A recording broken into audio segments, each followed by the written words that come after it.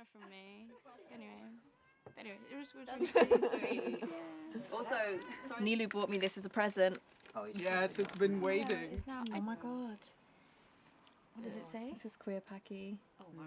But it's really amazing actually, like looking through this and seeing so much like sexuality and desire. Because I just feel like, you know, I easily fall into the trap sometimes of like thinking of our people as like sexless, which is so like internalized bullshit. I know, but sometimes I just like. Hi, my name's Aisha, Aisha Mirza. I'm a writer and a DJ and a mental health educator. I am starting a mental health collective for queer and trans people of colour, which is because it's something that the community clearly needs. It's also for myself because as someone who like writes publicly about depression and different mental health stuff and like dealing with suicide and suicidal feelings, I get a lot of people reaching out to me and end up doing quite a lot of one-on-one community support in that way, which is amazing and I love it and I feel very lucky to like be in that position. It's also a lot and like it's getting to the point where it's like unsustainable for me to be doing that, so I wanted to create something a bit more structural or like use any experience that I have had thinking about these things to build something. The collective is called Misery. We're starting with a sober club night that's going to be for queer and trans people of colour. There is a huge need for spaces for all marginalised people. It's just about people who share an experience, having some space. It's full of people who kind of look like you. You can explore your gender, your sexuality, you know. Okay, I love this. I don't know.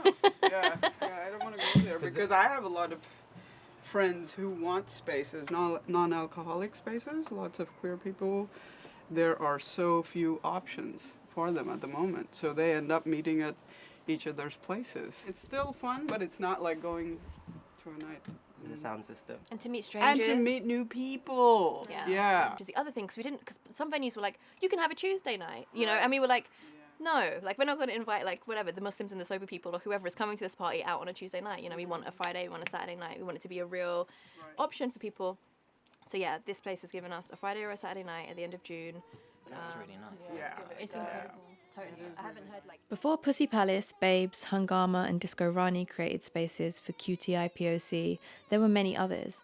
Sati was set up in the heart of Birmingham's gay district in 2001. Zindagi in Manchester was started in 2003. And of course, there was the legendary Club Kali, headed up by DJ Ritu. Ritu's first gig at an exclusively queer South Asian space was Club Shakti in 1988, thrown in support of a South Asian LGBTQ+ community organisation of the same name. By 1995, she relocated to the Dome in Tufnell Park and started Club Kali. After joining Shakti, we set up the Shakti Disco at the end of 1988. It was created to fundraise for the organisation so that we could set up housing projects for, you know, South Asian queer people that had been thrown out of home. And, you know, so it was never set up just to be a music space. But of course, the disco became phenomenally popular as more and more South Asians came out, more and more people that were not South Asian but were off colour on the scene came to Shakti because it felt like a space that they felt comfortable in as well. I'm using black as a political umbrella term now.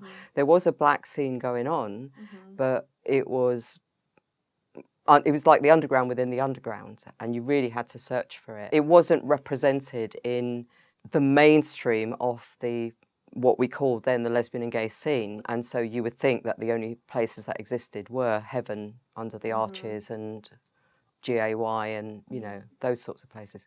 What do you make of like the disconnect between generations in a way? For example, yesterday we were filming and one of my friends came and brought this book, Red Threads, and a bunch of us hadn't heard of it before. There was just, you know, clearly this whole life before us that like somehow hasn't really come to our attention or we haven't sought it out. And why do you think that is? Or like, do you feel frustrated at younger generations too? I don't feel frustrated at younger generations at all. I feel frustrated that those of us that are seasoned have not seasoned like a chicken. We haven't documented our history so well. I think we were so busy struggling to survive and be and fighting for equality that we forgot that we were making history in the process and that that history needed to be archived and documented and shared later down the line. So inevitably we had photographers from Boys Magazine and the Pink Paper and so on and so forth when they did send anybody. But we noticed that a lot of people in the room would get really scared if there was a camera. We had film crews wanted to come. We'd get half of the Club Kali posse leaving the room.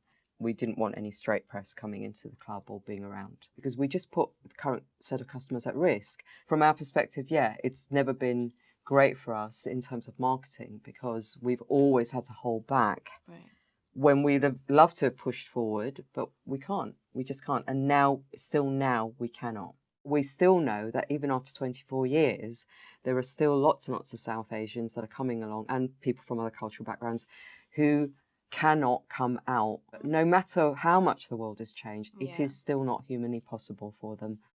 I was having this weird like dual experience where I'd be at Pussy Palace, I'd be wherever, you know, at the function, having an amazing time, so grateful for the space, my friends are there, everyone's having a good time. And then on Sunday or Monday when they're suicidal, you know, I would also be the one that they would call, you know. And I was just like, this is amazing, but we just need more. We need more support. We need more spaces. We need more variety in those spaces because what happens in the quiet moments too, you know, that's really the inspiration for Misery. Which I think is brilliant because it's so needed.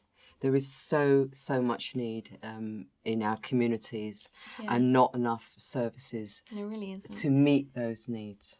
I always knew that I didn't quite belong in some way, and I want people to be able to belong and be together.